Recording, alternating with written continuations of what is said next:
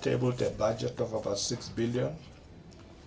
As you know, with human settlement, the bulk of our budget is on capital infrastructure, building of houses, and different kind of infrastructure.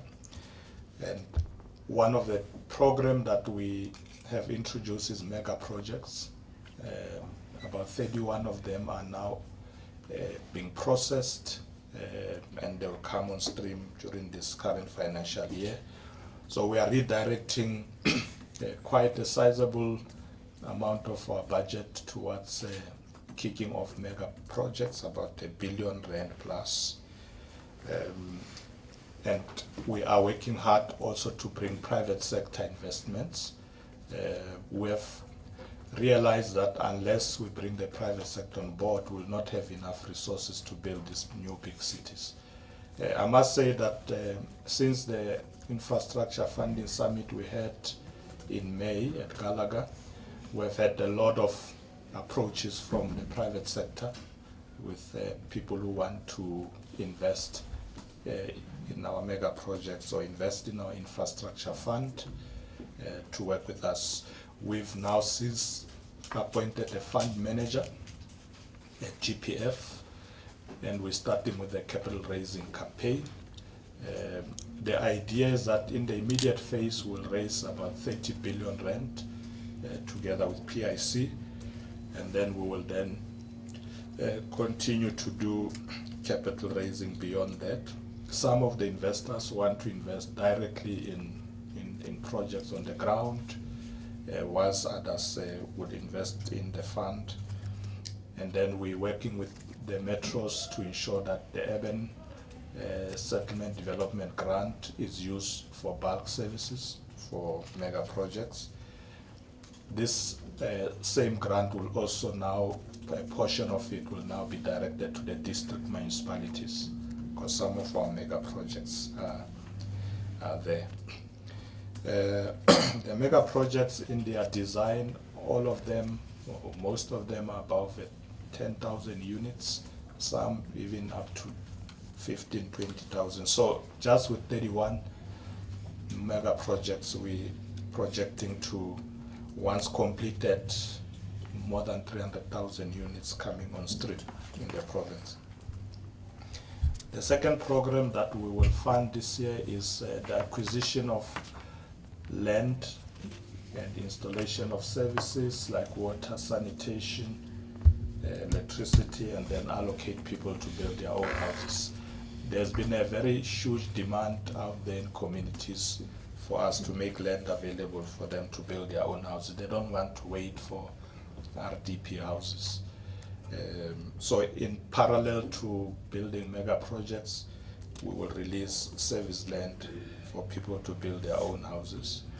Thirdly, we will continue with informal settlement upgrading. We've introduced a program where whilst people are waiting to be given land to build their houses or allocated RDP houses in those informal settlements, to ensure that at least they have basic services. So the program will include ablution facilities, sanitation, clean water, so that at least the life is bearable in those informal settlements, particularly those that are not going to be, those that are waiting for relocations. The fourth program that we will be running with is hostel conversion into family units. You know that a lot of work has been done in this regard, but some of the units that were built before were too expensive. So people living in those hostels are not affording them. So we're going to introduce a program of RDP walk-ups, which are affordable because they are similar to the RDP houses in costs. So those who qualify can access them for free. We've also agreed that people in hostels will also be allocated housing in other projects that we're dealing with, so that we integrate them into communities. In the long run, the idea is to do away with the hostel system completely. The fifth program is the issuance of title deeds. We have a backlog of 250,000 for title deeds, including the old and the new, old meaning houses that we're allocating that were built during the apartheid era, and then the new houses that were built since the dawn of democracy. We want to do away with that backlog by 2019. And going forward, we've now introduced a program where within the first year of occupation of the house, households will then be issued with title deeds, so that we no longer have backlog. There is a deeds steering committee that is coordinating this. We've appointed more than 37 conveyancers who are working on this matter, and we believe that we've turned around on the issue of title deeds, that we're now going to be able to